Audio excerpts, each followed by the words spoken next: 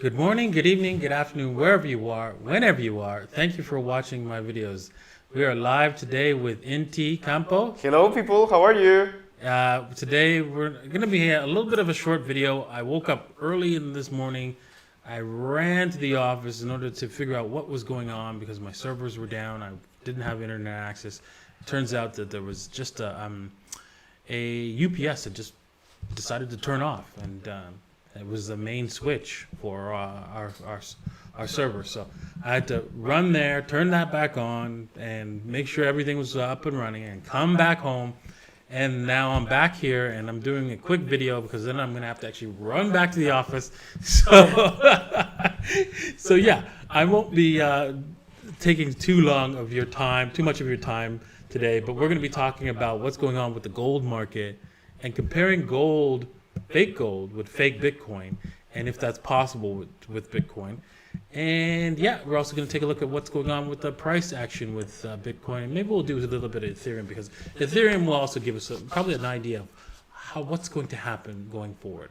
But before that, Inti has a few words to say. As always people, it's good to remind you that this video is for entertainment purposes only, and this is not a financial advice. Please do your own research before putting any of your hard-earned money on the market. Excellent, excellent.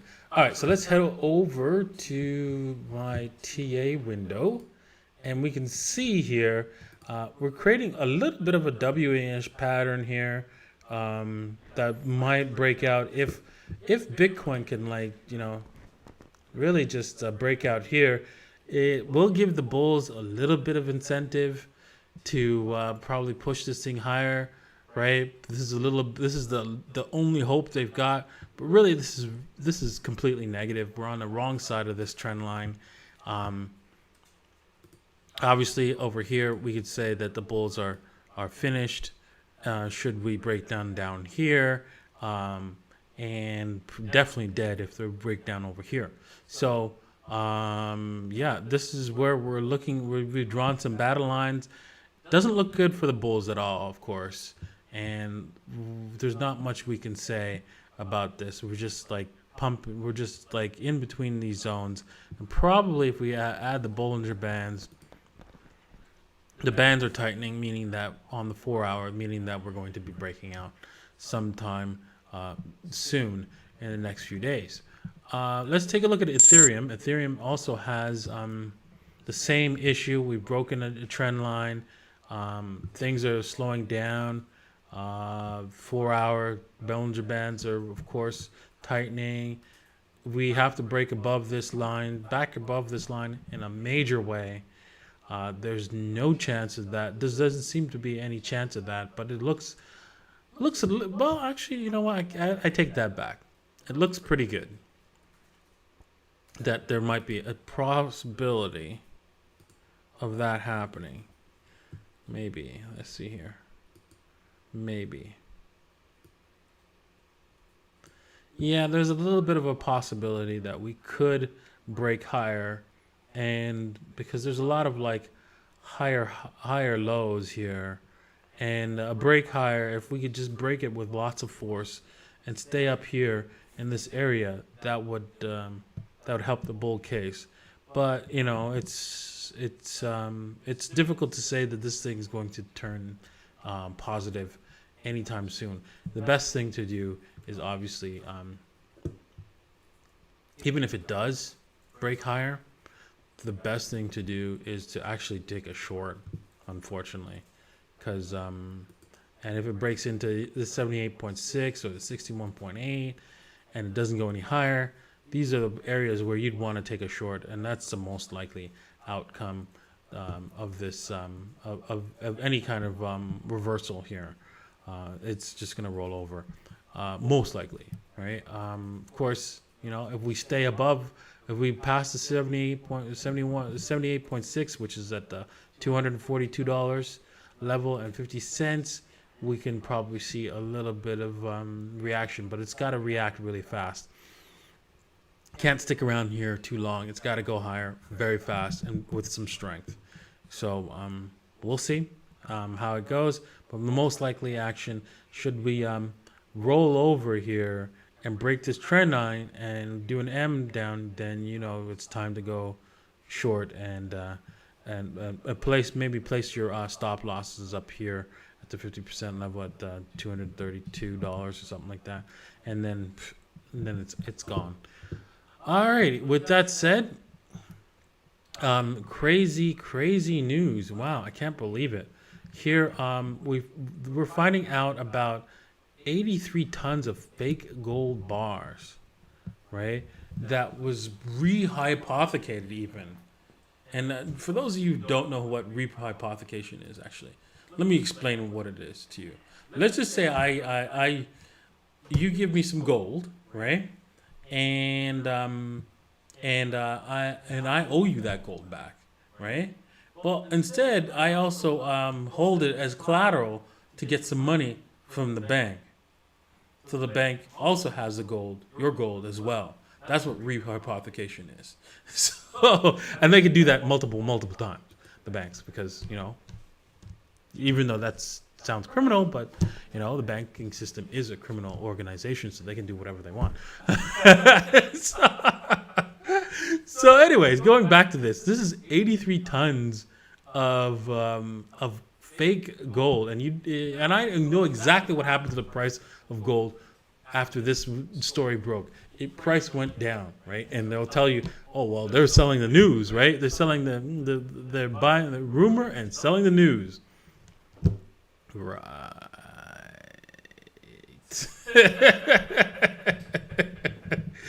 So this equates to like what, 4% of the total gold holdings of China, right? What's going on, NT? No. I just heard 4%, and I say, oh my god. Yeah. So yeah, and this is just one gold company that got caught. Can you imagine? There's probably more out there, right? Like faking these gold and putting them wrapped in either tungsten or copper or whatever it is, right? And so I have to wonder, can we do this? Can this be done with Bitcoin, right? Can you fake a Bitcoin and make it seem like that person's getting a Bitcoin, but they're not, or they have it as collateral, but they don't really have it? Well, there's several ways, of course. Yes, that's still possible under our current financial system rules, right? Just like, for example, rehypothecation. So, for example, I can leave my Bitcoins at Coinbase, and they can go to the bank and say, hey, can you give me a loan? I have all these Bitcoins, right? So you can you can hold that as collateral. And that's completely legal. Don't make no sense, but it's completely legal. Because it's not their Bitcoin, right? And yet they're going to use it as collateral to get money on a loan, right? So I can't see how that's fundamentally fair and just, but that's the way our banking system is. There's rules for you and rules for them. And the rules for them is they can do criminal activity. Right? It's obviously criminal to pledge something you don't own as a loan, as collateral, but they get to do it anyways. Right? Because, well, it's legal under banking laws, right? So what? Right? What are you gonna do about it? They're not breaking any laws. Right? So that's a sad situation of our current financial system. What's up, NT? I'm noticing that people are saying in the video we have echo. You hear double. You hear? Oh, there's an echo. Oh no. Yes, you hear twice every time you speak. Ooh. Okay. I don't know if can you mute me? Maybe it's my microphone. I'm gonna mute your mic. Okay. Mute me. How about now? Hopefully that will clear it up, because I've reduced your mic output to like almost nothing. Let me see. Hopefully that will clear it up. Yes, no, maybe so? Yes? Yeah, fixed. Okay, cool. All right, so anyways, with that said, let's head over to the question and answer period of today. Hopefully that echo doesn't ruin the rest of the show. Oh man, you're giving no time to get to the question. Okay. So we have a couple. This is a super chat from iSlim01. This gentleman made a super chat long time ago, and I fulfilled my promise. I saved it. Did you really sold your house for BTC? Okay, so I'd like to know what planet this guy lives on where you could press a button and the house gets sold. Because I'd like to go visit that planet. Because on my planet, right, a house is actually the most illiquid asset that you ever can own on the planet Earth. Meaning that you have to wait a very long time to sell it to somebody who actually wants it. Right? And so you have to like fancy up the house. You have to find a broker or a real estate agent to help you sell it. I just recently got a second agent to come over and take videos, 3D videos of the house and stuff like that, so that we can augment our sales approach. I mean, hello, people. This is not an instant process here, right? It's going to take some time. And who knows, with this kind of house, it might even take years, right? I might miss the boat on Bitcoin. So I have to accept that. Maybe I'll get lucky and somebody along the way will pick it up, but that's just the way it is, right? There is no beep, instant sell button on houses. It just doesn't happen, right? If that's the case, if you know of there's a way to do something like that, please inform me. I would like to know how to do that. All right, next question. Excuse me? Next question. Sorry. I got to get the comment because they say there's echo when I talk. Oh, really? Yes. That's where I was paying attention. Okay. Okay, so Nicola Spasov asks, do you believe that debt is more powerful in the long run than the store value? Debt is not more powerful. It just means it just gives you what it does is just allows you to spend for now, but then later the consequences of that spending right now will come up and catch up to you eventually. Now, depending on how well connected you are and how many people believe that you can have the ability to pay, allows you to extend that further and further into the future, and until that final day of reckoning comes, and then what happens is generally the more people you can sucker into buying your believing that you can pay, the better it is for you actually, because then those people will feel, well, wait a second, if you go bankrupt, I will also look like I will also lose a lot of money as well, and so we can't let you go bankrupt. We got to find another sucker to go into debt with you, and so forth and so forth and so forth. And so you can look at debt and say, well, then that's pretty powerful. I can like live beyond my means without actually working, if I do it right. And yeah, exactly. So you could end up living well beyond your means for a very long time using debt. And that's the sad thing about debt, is that you can end up doing very well like the United States government, because now everybody feels that, wait a second, if they go under, I'm going to go under too, so I can't let that happen. But we're running out of suckers now, right? China is the last sucker. Who's left to buy the United States debt? Nobody. So the Federal Reserve is, and so that's it. We're at the end of the line. All right, next question.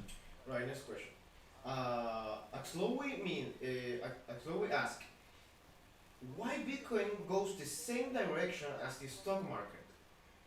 Because right now we already have so many people into some of the institutional investors invested into Bitcoin that has become an asset that works. That's just like a stock market asset.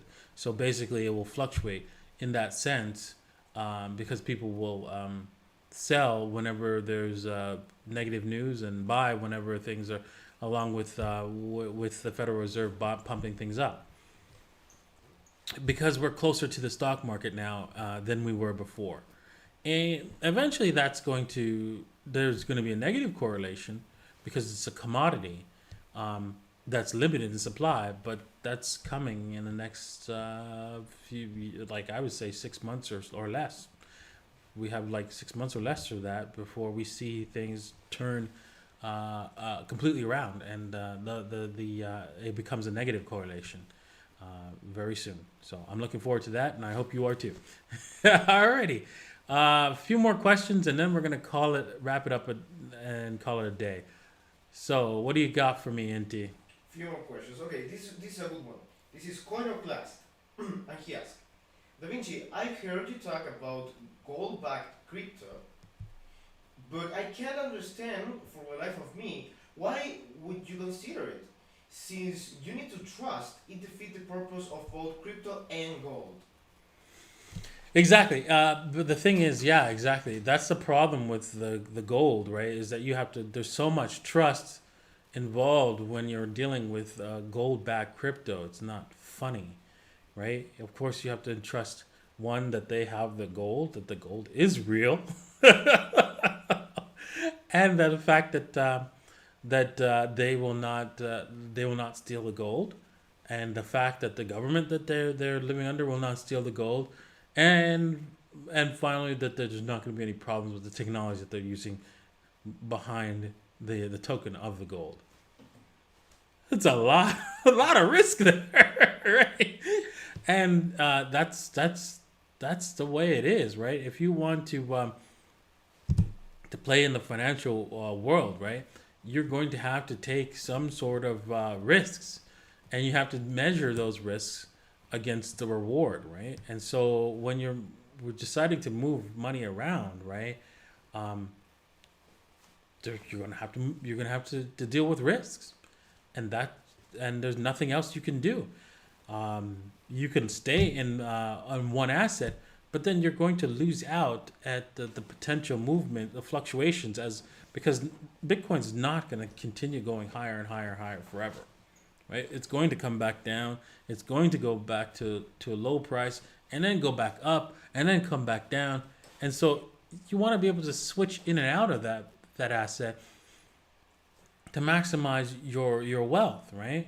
And yeah, when you do that, you expose yourself to risk, and you have to accept the losses behind those risks and accept the possible losses behind those risks. And if you're willing to weigh out the gain over the risk and say, okay, well, hey, if I find the right token, the right place that's going to be safe for my money, and I know that I will be okay should there be some sort of tail risk that occurs, or I'm willing to accept the losses should the tail risk occur. I'll go ahead and pull the trigger because I'm not going to go 100%. Of course, that's just loco, right? But I will be doing a percentage of my wealth into some sort of tokenized gold asset, and maybe even tokenized silver. All right, one more question, and then we'll call it a day. One more question. Okay, this is again from this is from Sony, and he asks, I read that Ethereum is shaping up to be the second layer of Bitcoin. What are your thoughts on this? I don't think Ethereum is effectively a second layer of Bitcoin because of the fees are always going to be an issue, right? Fees are always going to be an issue with Ethereum and with Bitcoin. So if there's anything that could possibly be a second layer of Bitcoin, it will be. And I hate to say this, I hate to say it because I know I'm going to get a lot of those trolls out there saying, "Yeah, oh my God," and it's not XRP, it's it's Nano, because Nano has 0 fees, right? But they have a long way to go, right, before they can actually pull that off. But a 0 fee cryptocurrency will probably be the best second layer solution to Bitcoin. But again, Lightning is still moving ahead fast. And fees are generally pretty low, right?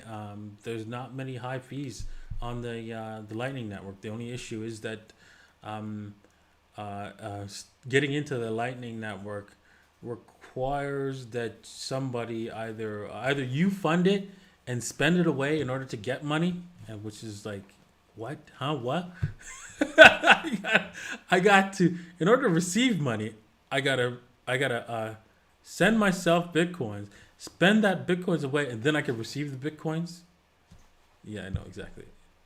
People are gonna have a hard time with that, but there are ways around that particular issue, and one place does is you send them the Bitcoins. You have to trust them to send you the Lightning. They open up a channel towards you, fund your channel, and give you a little bit of extra breathing room so that you can actually receive Bitcoins without having to send away your Bitcoins that you already have. And that's one way of doing it, but I don't know if it's best. There's only one wallet that's like that. I found it on an Android phone. It's called Phoenix. But yeah, it's a kind of a interesting way. I found another Lightning wallet where actually they fund you a channel directly as you open up the as you open up the wallet, which is kind of stupid. Because what that is basically lending you Bitcoins, right? But without any interest, right? Because effectively, when you create a channel, you are locking up that Bitcoins with that other person, and if that person doesn't use those Bitcoins to send and receive, right? There's no value in it. So you're lending the money to not gain any value, and how long are you gonna hold that channel open, right? It's just ridiculous. So yeah, there's a lot of issues with Lightning. I don't know if they'll all get resolved, but if they do, that might be that's gonna go with the second. I think people are gonna go with that as a second layer over any other choice. But Nano has a window here of opportunity, as any other cryptocurrency that has 0 fees has a window of opportunity that they have to seize right now before Lightning evolves into something decent. All right, with that said, guys, thank you very much for watching today's show. It's a little short one. I have to get back to work. I have like a million things to deal with. Today I'm getting a new server. I need to figure out what's going on with why did that computer UPS died. I need to figure out a whole bunch of things like with VPNs, and I'm really busy today. So I don't know if I'm going to do a video tomorrow, but hopefully we will, and because I'm looking forward to it. I enjoy these videos, and sure does Inti. I'm sure Inti does as well. Of course. And so yeah, if you haven't seen the videos popping up here, please check them out. And thank you for watching. Cheers. Bye, people.